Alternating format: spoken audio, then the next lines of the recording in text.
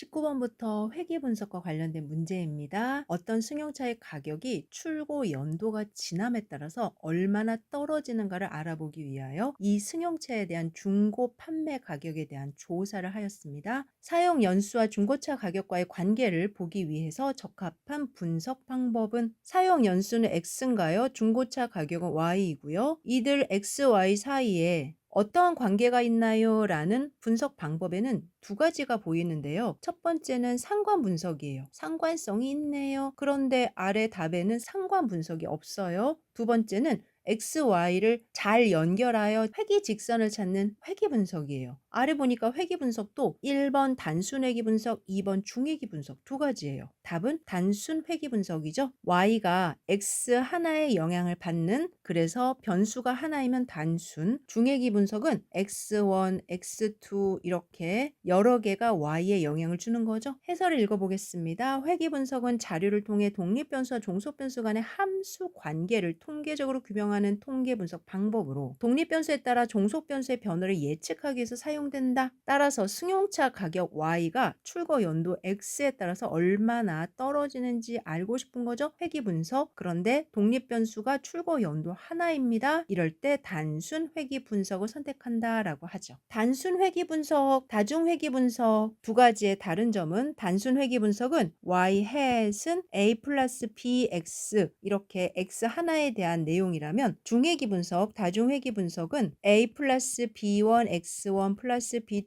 x2 플러스 b3 x3 이렇게 독립변수가 여러 개인 거죠. 당연히 둘 사이의 식은 모두 1차식입니다. 20번 풀러갑시다. 회귀 분석에 대한 설명 중 옳은 것은 1번 회귀 분석에서 분산 분석은 사용되지 않는다. 회귀 분석에서 분산 분석 꼭 필요합니다. 특히 F값 계산하거나 결정계수 계산하기 위해서 반드시 필요하죠. 이후에 확인해 보실 수 있고요. 2번 독립은 양적인 관찰만 허용된다. 양적인이라는 건 시간, 금액, 수치와 관련된 거예요. 양적인 관찰의 반대는 질적인 관찰인데 질적 변수라고 하는 거죠. 남녀라든지 지역, 잠시요. 독립 변수라면은 Y에 영향을 주는 X들이었는데 위로 올라가서 Y는 A 플러스 B1, X1, B2, X2 이렇게 할 때 X1, X2 자리에 양적인 관찰값만 들어가느냐 아니면 질적인 변수도 들어가느냐? 여러분들은 어떻게 생각하세요? 혹시 회귀 분석 공부하시면서 더미 변수라는 단어 들어보셨나요? 가변수라고도 이야기하는데요. 이들의 공통점은 질적 변수를 수치로 바꾼 거죠. 그러면 질적인 관찰값도 허용된다. 그렇게 해석이 되나요? 그러네요. 2번도 틀렸어요. 이후에 더미 변수, 가변수 어떻게 처리하는지 함께 공부할 겁니다. 3번 읽어볼게요. 회귀 분석은 독립 변수 간의 상관관계가 0인 경우만 분석 가능하다. 독립 변수 간의 상관관계가 0이다? 다중회귀 분석에서는 Y에 영향을 주는 X1, X2, X3 독립 변수가 여러 개인데 그들 사이에 상관관계가 0이다. 서로 관계가 없다. 글을 읽어보니까 그럴듯도 하거든요. 하지만 제가 예를 하나 들어드릴게요. 이러한 회귀 분석에서는 X끼리 상관성이 있어 보여요.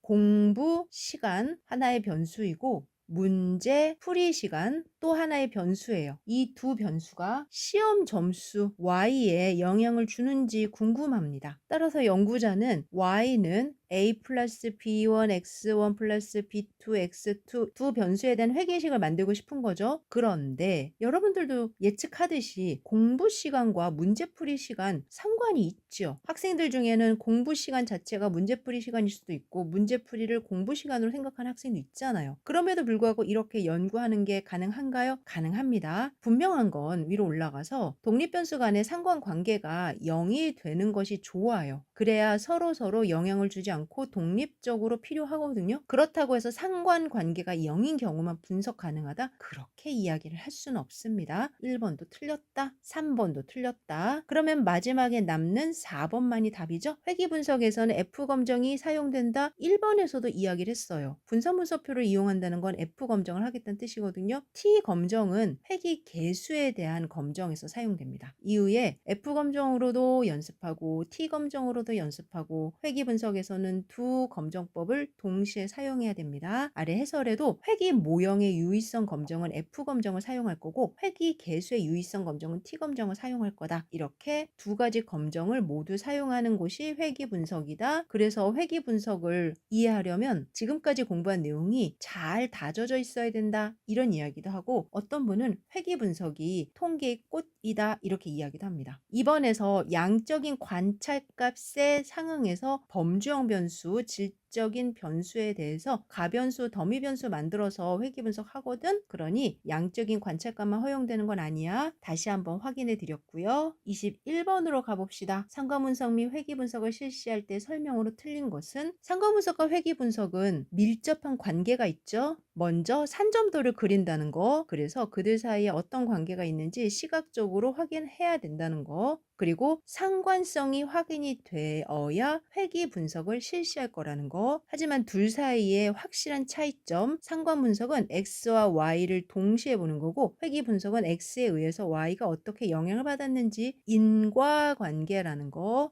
이 정도로 공통점과 차이점을 이해하신 다음에 아래에 있는 문제도 좀 풀어봅시다. 1번 연구자는 먼저 설명 변수 X, 반응 변수 Y의 산점도를 그려서 관계를 파악해야 된다. 맞습니다. 설명 변수가 X고 반응 변수가 Y인 건 알고 계시죠? 2번 두 변수 간의 관계가 선형이 아니라면 관련이 있어도 상관계수가 0이 될 수 있다. 맞아요. 선형이 아닌 예로는 포물선의 관계가 가장 대표적이었고요. 왼쪽은 양의 상관, 오른쪽은 음의 상관, 그 결과 상관계수가 0이 될 수 있었다. 앞서 말씀을 드렸고요. 3번 상관계수가 플러스 1에 가까우면 높은 상관이 있는 것이고 마이너스 1에 가까우면 상관이 없는 거다. 그렇진 않아요. 답은 3번인데요. 앞서 상관계수에 대한 공부 분명히 하셨으니까 체크할 수 있는데 4번 두 개의 설명 변수가 있을 때 다시 말하면 x1, x2 이렇게 있을 때라는 거죠. 다중 회귀 분석을 실시한 경우 회귀 개수와 각각의 단순 회귀 분석을 했을 때의 회귀 개수가 달라진다. 이 부분은 무슨 말일까요? 회귀 분석을 한다는 건 y hat은 a 플러스 b1 x1, b2 x2 이렇게 회귀 모형을 만드는 건데 각각에 대해서 y hat은 a 플러스 b1 x1 또는 y hat은 a 플러스 b2 x2 이렇게 따로 회귀 분석을 했을 때 그들의 회귀 개수가 같을까요? 라는 건데 제가 표시를 같게 했다고 같은 건 아니죠. 절대. 다시 문제를 읽어보면 다중 회귀 분석을 실시한 경우의 회귀 개수와 각각 단순 회귀 분석을 했을 때 회귀 개수는 달라진다. 100% 달라집니다. 관계식이 달라져요. 이렇게 해서 상관 분석과 회귀 분석을 동시에 물어보는 문제도 나왔습니다. 여러분들 지식이 쌓이니까 어떤 문제가 와도 잘 풀고 계시는 거죠? 22번입니다. 회귀 분석에 있어 잔차 분석은 모형의 적절성 여부에 중요한 역할을 담당한다. 잔차 분석 방법 중 QQ 그림을 통해 검정할 수 있는 모형의 가정은 이렇게 읽으니까 회귀 분석에 대해서도 익숙하지 않은데 갑자기 잔차 분석 무슨 소리지 하실 거예요. 저도 회귀 분석 공부하면서 너무나 다양한 아이디어들이 섞여 있어서 늘 혼란스러운데요. 먼저 회귀 분석은 직선을 찾는 거라고 그랬어요. 예를 들어 이러한 정보들이 있다. 그럼 이 정보들을 잘 대표할 만한 직선을 하나 찾는 거죠. 그리고 이 직선은 각각의 현실적 값과는 차이가 있어 보여요. 이 차이를 잔차라고 합니다. 지금의 직선을 평평하게 옮겨볼까요? 그리고 초기에 값들을 이쪽에 이렇게 위아래로 넣는다면 그 과정에서 잔차만 보이죠. 잔차만. 이 그래프를 잔차 분석을 한다라고 하면서 이후에 사용하게 되는 겁니다. 그리고 잔차 분석을 할 때 핵심은 이들의 잔차가 거의 유사하게 정규 분포를 이룬다라는 이야기를 하게 될 거예요. 조금 더 추가 설명을 한다면 여기에 x값 하나가 있으면 따라서 y값이 있겠죠? 그런데 이 y값들이 정규 분포로 구성이 된다. 이렇게 가정을 하고 분석을 하는 게 회귀 분석이거든요. 그래서 잔차를 분석하는 방법을 물어볼 수가 있습니다. 특히 QQ 그림을 통해서 검정하고 싶어요. 그러면 무조건 정규성이에요. QQ 그림이 아래에 해설에도 들어있지만 정보를 4개의 쿼타일로 나누는 거예요. 그러면서 정규 분포가 갖고 있는 많이 포함되어 있는 곳, 적게 포함되어 있는 곳 이들을 쌍으로 비교하는 거예요. 그리고 그 쌍으로 비교하는 값들을 모아서 그래프화시킨 것이 QQ 그림인데요. 아래쪽에 조금 더 추가된 설명을 보면 QQ 그림에서 점들이 대각선에 가깝게 일렬로 늘어서 있으면 정규성을 만족한다. 그렇지 않으면 정규성을 위배한다. 라고 하는 QQ 그림 정규성 짝지어서 기억하시면 됩니다. 혹시 이후에라도 QQ 그림 나오면 정규성하고 찍고 넘어가시면 돼요. 나머지 선형성이나 등분사성, 독립성과는 관계가 없습니다. 그리고 추가로 설명을 해 놓았는데 참고만 하시면 됩니다. 이렇게 회귀 분석을 하게 되면 F 검정도 해야 되고 T 검정도 해야 되고 QQ 그림도 그려야 되고 잔차 분석도 해야 되고 굉장히 많은데 그 중에서 가장 핵심은 역시 회귀 방정식을 직접 구하는 거죠. 23번 크기가 10인 표본으로부터 다시 말하면 그들 사이에 10개의 값들이 있어요 라는 거고요. 이들을 잘 관통하는 회귀 방정식 하나가 생겼는데 y는 2 플러스 0.3x였더라 라는 거죠. 그리고 x의 표본 평균이란 이 x 값들 중에 평균이 2더라. 표본 분산은 이들로부터 분산을 계산해 보니 4더라. y의 표본 평균이 2.6이라는 건 y의 입장에서 평균을 계산해 보니 2.6이더라. 그리고 이들의 표본 분산이 9더라 라는 거예요. 당연히 표본 표준 편차가 필요하니까 루트를 씌워서 사용을 하겠죠. 회귀 방정식 하나를 계산하는데도 이러한 정보들이 모두 필요합니다. 이때 x와 y의 상관계수를 구해보세요 라고 했는데 지금 상관계수를 어디서 구하죠? 그래요. 이제 하나하나씩 지식을 점검하셔야 되니까 여러분들께 안내를 해드린다면 현재 계산한 회귀 방정식은 보통 y-이라고 부르는데요. 왜냐하면 몇 개의 표본에 대해서 계산한 거니까 모회귀 분석은 될 수 없고요. 그래서 y-이라고 부르고요. 2는 y절편인가요? 0.3은 기울기인가요? 만약에 기울기를 계산했다. y-은 a 더하기 0.3x라고 식을 세우고 x와 y 자리에 x바와 y바를 대입하면 a가 나올까요? 이렇게 해서 y절편은 계산이 되는 건데요. 기울기를 어떻게 구하나요? 이 부분이 가장 중요하고 기울기 0.3은 두 가지씩 있습니다. 기억하셔야 됩니다. 상관계수 곱하기 x의 표준편차분의 y의 표준편차 또는 상관계수가 코베리언스를 x와 y의 표준편차로 나눈 거기 때문에 코베리언스 xy를 sx xy로 곱하기 sx분의 xy xy 지워지면 sx의 제곱분의 코베리언스 xy 그리고 코베리언스 x의 분산 각각 분모의 값들이 지워지면 sxy의 sxx 이렇게 두 개의 식을 가지고 여러분들께서 기울기를 계산하게 되는데요. 질문은 첫 번째 식의 입장에서 계산을 하라라는 겁니다. 교수님, 이 식 외워야 되죠. 두 개의 식은 무조건 외워야 되니까 지금부터 열심히 기억하자. 그리고 주어진 문제를 풀기 위해서 R은 X의 표준편차분의 Y의 표준편차다. 이용하자. 아래 해설에서도 0.3 기울기를 이용해야 되는데 기울기는 R분의 S의 표준편차분의 Y의 표준편차다. 각각의 표준편차가 2와 3이니 2분의 3을 넣어서 0.3은 R 곱하기 2분의 3 따라서 R은 0.3 곱하기 3분의 2 그 결과 0.2다. 답은 0.2. 23번 연습하시면서 기울기를 구하는 공식과 그 관계에 대해서도 연습을 하셔야 됩니다. 그리고 기울기가 구해지면 Y절편을 계산하기 위해서 X의 평균과 Y의 평균이 필요하다.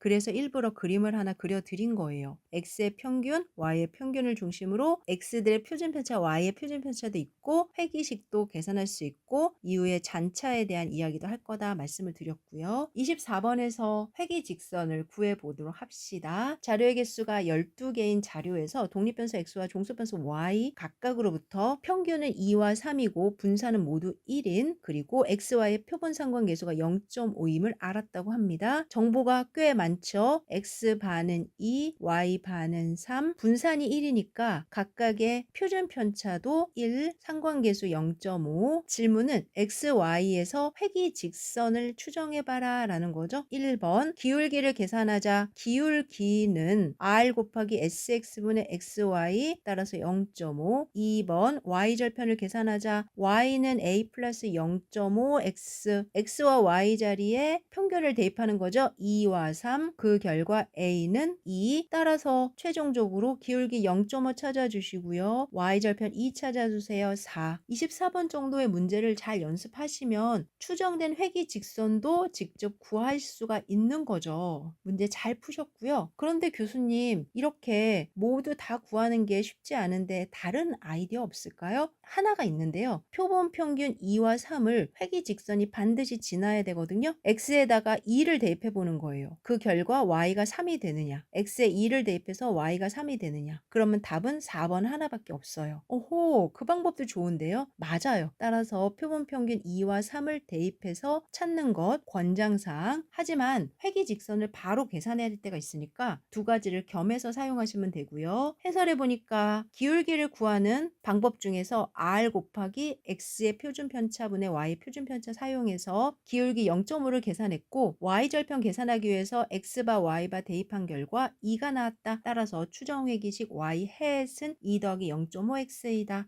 25번 보겠습니다. n개의 관측지에 대해서 단순 회귀 모형을 이용하여 분석하려고 하는데, 주어진 정보가 x의 편차 제곱의 합이고요. y 편차 제곱의 합이에요. 그리고 x 편차 y 편차를 곱한 합이에요. 그리고 질문은 회귀 계수의 추정치 베타 햇 1의 값을 구하라. 베타 햇 1이란 베타 1에 대해서 추정값이다 라는 거죠. 베타 1은 x의 기울기가 되네요. 다시 말하면 기울기 구해봐 라는 거예요. 기울기 구하는 방법이 두 가지가 있었죠. 좀 전에 썼던 왼쪽의 방법 하나랑 오른쪽의 방법 하나, 이번에는 오른쪽의 방법을 이용할 겁니다. x, y에 대해서 마이너스 10이 보이고요. xx에 대해서 20이 보여요. 따라서 20분의 마이너스 10, 마이너스 0.5, 마이너스 2분의 1, 답은 2번입니다. 계산을 할 수 있는 문제를 줍니다. 따라서 여러분들이 몇 가지 지식을 잘 활용하시면서 문제를 푸시면 문제를 성공적으로 풀게 되는 거죠.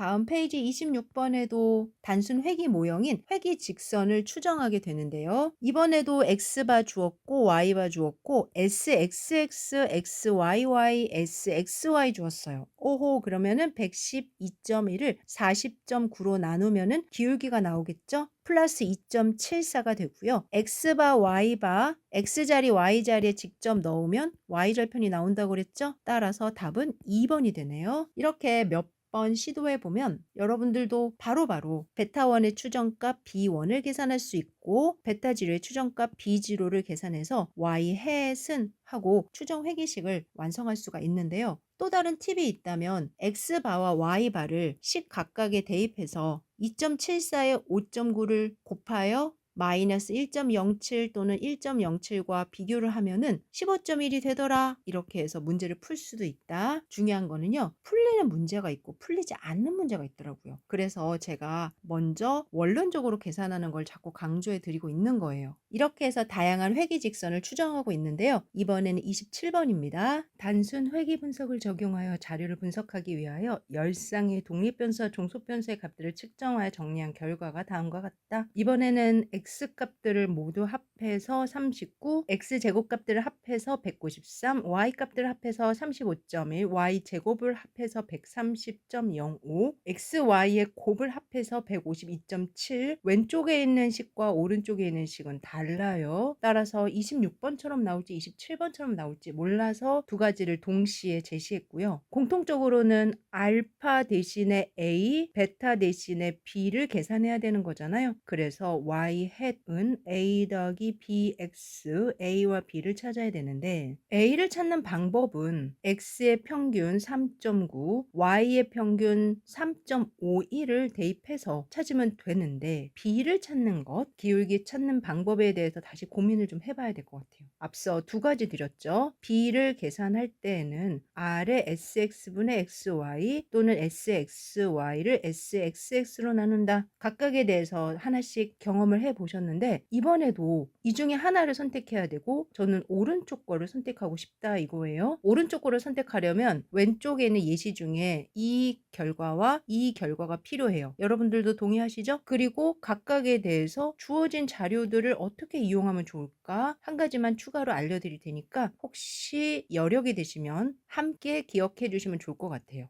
첫 번째 시그마 xi-x바 전체의 제곱하고 같은 것은 시그마 xi의 제곱 마이너스 n배의 x바의 제곱이에요. 두 번째 시그마 x-x바 y-y바의 결과와 같은 건 시그마 xy-n배 x바 y바예요. 당연히 n이 들어가 있어서 그 과정이 궁금하실 거예요. 충분히 유도는 가능해요. 그리고 이미 여러분들도 유도를 해 보실 수가 있어요. 하나만 유도해 볼까요? 위로 올라와서 시그마 xi-x바의 제곱은 시그마 xi 제곱 마이너스 2xi x바 플러스 x바의 제곱 각각 시그마 xi 제곱 마이너스 2x바의 시그마 xi 플러스 n배 x바의 제곱 중간에 시그마 xi 보이시죠? xi를 n으로 나누어 준다. 그래서 x바를 만들 거예요. 그러면 n을 밖에다가 다시 곱해줘야 되겠죠? 그 결과 2배의 n의 x바의 제곱이 되나요? 뒤에 nx바의 제곱이 있으니 계산하면 최종적으로 시그마 xi 제곱 마이너스 n의 x바의 제곱 유도가 되었죠? 동일한 방법으로 이후에 시그마 xy에서 n의 x바 y바도 계산이 됩니다. 이번 식은 이 아이디어를 이용해서 계산을 해야 되는 거예요. 그래서 식을 보니까 b는 말이야 하고 보이네요. 시그마 xi yi 자리에 시그마 xi 제곱 자리에 앞서 제공한 각각의 값들을 대입해서 채우고 x바 y바 넣어야 되는 거예요. 쉽지 않습니다. 하지만 이 과정을 통해서 기울기가 0.387이 되는구나 확인하고 3번입니다. 교수님, 기울기 구하는 식이 다양해서 좀 어렵습니다. 그래서 제가 최대한 케이스 바이 케이스로 문제들을 나열한 거거든요. 어떤 문제가 나올지 모르고 또 유사한 문제들이 나오고 동일한 문제가 나올 때도 있단 말이에요. 다음 페이지에 또 다른 연습 문제 풀어보도록 하겠습니다. 28번입니다. 다음과 같은 자료가 주어졌다. 최소 제곱법에 의한 회기직선은 회기직선 직접 구하는 건데요. 이와 같은 문제에서 또 다른 팁은 x에 대한 평균 계산하고 y에 대한 평균 계산해서 그 값을 대입해보자. 이것도 하나의 전략이라고 이야기했죠. 단 x평균, y평균 계산하려고 해도 3에서 쭉 더한 다음에 5로 나누고 12에서 32까지 더한 다음에 5로 나누는 과정은 필요하고요. x바가 4예요. 그래서 여기다 이렇게 4를 한번 대입해 보는 거죠. 그러면 y바가 24인데 24가 될 수 있는 거 1번, 나머지는 24가 될 수가 없어요. 그래서 1번이 답이야 하고 넘어가셔도 크게 문제가 없다. 28번 같은 문제가 나오면 너무 감사, 땡큐고요. 그래도 해설에는 여러분들이 직접 문제를 풀 수 있도록 기울기랑 절편이 필요하고 기울기 풀려면 sxy랑 xxx가 필요하다. 그러려면 위의 정보에 대해서 모두 계산을 해야 된다. 그리고 다 더해서 준비를 해 놔야 된다. 그 결과 기울기가 4분의 30이 나오는 거고 x바 y바 계산해서 마이너스 6이 나오는 거라서 답은 분명히 유도가 된다. 그럼에도 불구하고 x바랑 y바가 분명히 지나야 되는 하나의 점이니까 이 값을 넣어서 관계식이 성립하는지 알아보는 것도 도움이 된다. 오른쪽 29번입니다. 역시 아래에 있는 5개의 정보를 가지고 추정회기 직선의 절편과 기울기를 구하는 거죠. 이때 왼쪽처럼 식이 보이는 문제도 있고 오른쪽처럼 식 없이 결과만 보이는 문제도 있고 첫 번째 y 햇은 0.2 더하기 1.15x 이렇게 식을 세운다고 치고 1.15에 x바를 대입해 보는 거죠. x바가 4입니다. 그 결과 y바가 4.8이 나오는지 확인해 보는 거예요. 그랬더니 1번이 나와요. 0점에 4를 곱하고 1.15를 더한다. 1.25에 4를 곱하고 0.4를 더한다. 0.4에 4를 곱하고 1.25를 더한다. 다 안 돼요. 운이 좋은 문제였다. 그럼에도 불구하고 아래와 같이 회기식을 구할 수 있다. 이번에 풀이를 두 가지로 바꿔놨습니다. 하나는 왼쪽에 있는 방법이고요. 하나는 오른쪽에 있는 방법이에요. 둘 다 여러분들의 선택에 맞게끔 문제를 푸시면 될 것 같아요. 다양한 연습이 필요하기 때문에 하지만 근본적으로 x바와 y바를 대입해서 식이 완성이 되면 답은 바로 1번이야. 그런데 1번이구나 하고 넘어가려고 했는데 4번을 확인해 보니 역시 등호가 성립하는 거예요. 이러면 이제 문제가 생긴다는 거죠. 다음 페이지 30번입니다. 다음 자료에서 절편이 없는 단순 회기 모형을 가정할 때 최소 제곱법에 의해서 베타의 추정값을 구하면 절편이 없는 회기 모형이란 y절편이 없는 거예요. 기울기만 필요하다라는 거죠. 그림으로 그린다면 0,0을 지난다. 기억이 나시죠? 수업 시간에는 x바 y바를 지난다라는 해석에서 0,0을 지난다라는 해석으로 수정해도 크게 문제가 되지 않는다라고 말씀을 드렸어요. 예를 들어서 sxy를 sxx로 나눈다. 그러면 시그마 xi-0, yi-0 분모의 시그마 xi-0의 제곱, 그 결과 시그마 xiyi 분모의 시그마 xi의 제곱. 이제 여러분들은 xi, yi를 곱해서 다 더한 다음에 분자에 xi를 제곱해서 다 더해서 분모에 곱해봅시다. 1, 4, 7.5 이렇게 더하면 되고요. 분모에는 1, 4, 9, 14로 나누면 되는 거죠. 아래로 내려와서 그렇게 해석한 결과 14분의 12.5는 0.89. y절편이 0인 회기직선의 기울기 구하는 문제도 시험에 한 번씩 나옵니다. 이렇게 해서 다양한 측면으로 회기직선 기울기 구하는 문제를 풀었는데요. 저랑 연습했던 각각의 문제들은 다 색깔이 있어요. 이 중에 하나가 나오니까 당황하지 마시고 연습 많이 해본다. 괜찮으시죠? 31번과 32번은 중회기 모형에서 벡터가 보이는 고정된 문제꼴입니다. 수업 시간에도 중회기 모형을 벡터 또는 행렬로 표현할 수 있다라고 했고요. 두 가지를 꼭 물어본다. 하나는 추정식 B를 물어보고 또 하나는 32번에 있는 추정식 B의 분산, 공분산 행렬에 대해서 물어본다. 아래 식에 대해서 다시 설명해 드리는 거는 본 내용에서 했다 손치고 분명한 건 y는 x에 베타를 곱하고 더하기 입실론 이렇게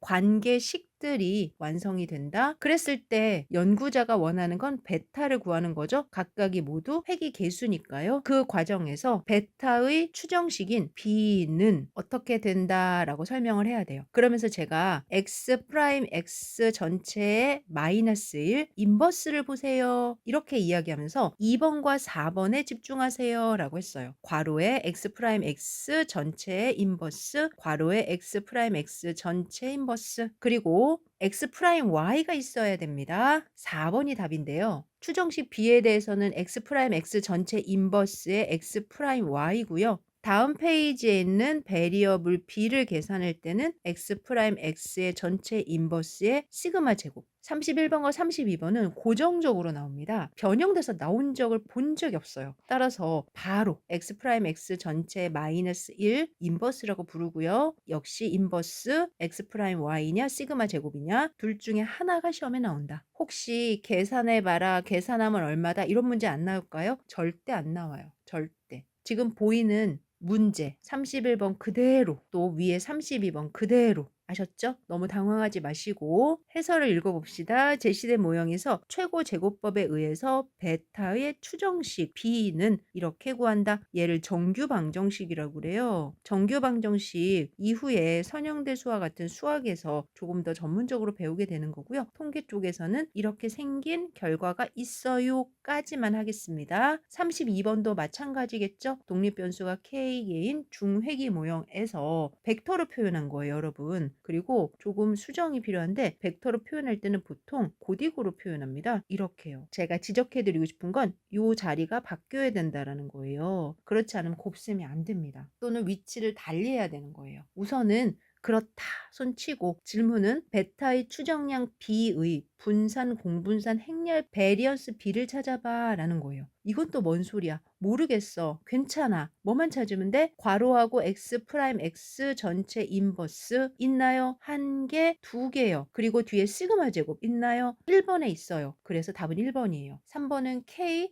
아닙니다. 다시 한번 확인할게요. 괄호하고 x 프라임 x 전체 인버스 시그마 제곱 31번에선 x 프라임 x 전체 인버스 x 프라임 y 계속적으로 반복해 주시는 것밖에 없어요. 계속적으로 반복해 달라. 그리고 추정량 B의 분산 공분산 행률은 몰라도 되나요? 현재 시험에서는 이런 모양이냐 정도만 시험에 나오고 얘가 뭐야 라는 건 나오지 않습니다. 한 번도 나온 적 없으니까 31번, 32번은 이 문제 그대로 고유하게 머릿속에 박제하시면 될 것 같아요. 33번입니다. 다음 그림은 모회기선과 표본회기선을 나타낸 것이다. 모회기선 어디 있을까요? 알파, 베타, 그리스 기호 있는 거 첫 번째고요. 표본회기선은 A, B 알파벳으로 되어 있는 거 두 번째 선이에요. 이게 무슨 말이냐면 연구자가 궁금한 건 모회기선입니다. 모집단에서의 분포 전체에 대해서 관통하는 회기선을 궁금해하는데 현실에서는 표본을 몇 개 뽑은 거잖아요. 그러니까 표본 회기선을 대신 구하고 추정식 이렇게 이야기를 하는 거예요.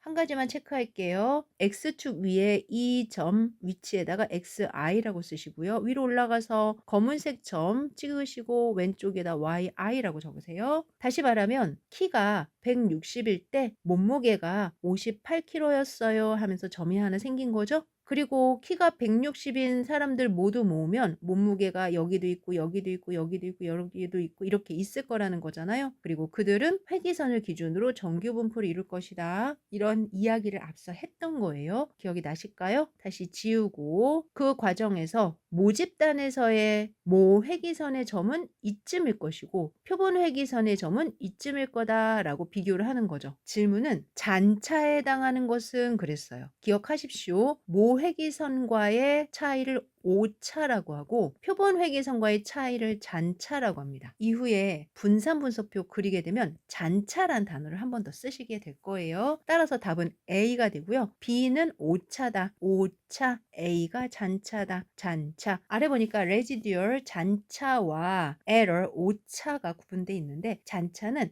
표본으로부터 추정한 회기식의 예측값과 실제값의 차이를 말한다. 알파벳으로도 EI라고 씁니다. 그런데 오차는 모집단에서 추정한 회기식에 대한 예측값과 실제 관측값의 차이 입실론 i가 됩니다. 입실론 i. 당연히 현실에서는 잔차를 연구하는 거예요. 그래서 잔차에 대해서 회귀 방정식을 구한다. 잔차에 대해서 이런 이야기를 할 겁니다. 34번에도 동일한 질문인데요. 회귀 분석에서 관측값과 예측값의 차이는 다시 말하면 관측값은 진짜 yi고요. 예측값은 yi예요. 따라서 yi와 yi 사이 차이니까 레지듀얼 잔차다. 다시 말씀드리면 관측값도 현실적인 거고 그 현실적인 값 안에서의 예측값이다. y 을 물어보는 거다. 해설 읽어볼게요. 회귀 분석에서 잔차 EI는 만약에 입실론 I 이렇게 쓰면은 오차가 됩니다. EI라고 써야 잔차다. 표본으로부터 추정한 회귀식 y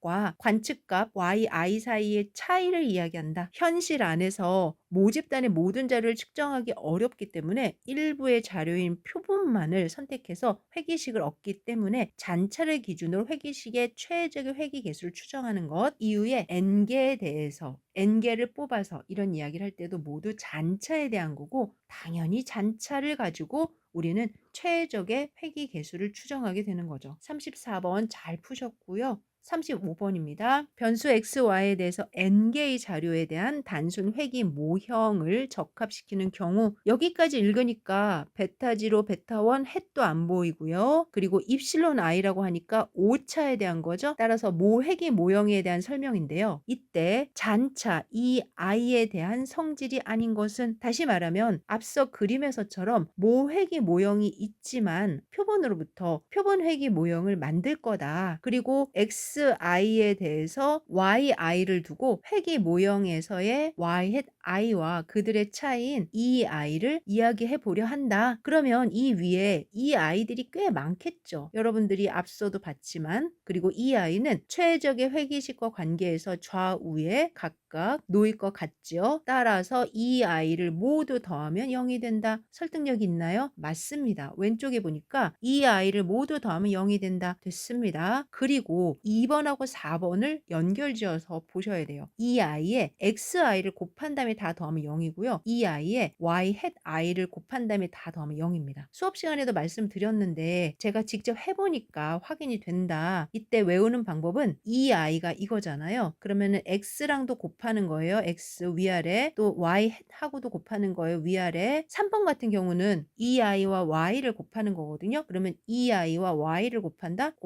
그래서 그럴 수가 없어요. 이건 그냥 제가 그림으로 보여드리는 것 뿐이에요. 따라서 답은 1번, 2번, 4번은 모두 맞고 아닌 것은 3 번이다. 해설해 보니까 단순 회귀 모형에서 잔차 EI는 4 가지 특성이 있는데 EI를 모두 더하면 0이다. 잔차들의 합이니까. 그리고 우리는 이 잔차들에 대해서 제곱의 합이 최소가 되는 최소 제곱법을 이용해서 회귀 모형을 만들고 있는 것이다. 그 외에 EI의 잔차의 기대값은 0이겠죠. 이때 말하는 잔차의 기대값이란 위에 그림 좀 보세요. 이들이 잔차인데 이들의 기대값은 항상 회기선 위일 거예요. 그래서 0이다. 회기선이 그들의 무게 중심이 되는 거죠. 다시 아래로 내려가서 그 외에 잔차들의 독립변수에 대한 가중합은 독립변수 xi인가요? 잔차들의 예측값에 대한 가중합은 예측값은 y hat i인가요? 그들과의 곱의 합은 0이다. 그들과의 곱의 합은 0이다. 이렇게 해서 35번에서 잔차와 관련된 문제를 푸셨는데 35번 정말 자주 나오거든요.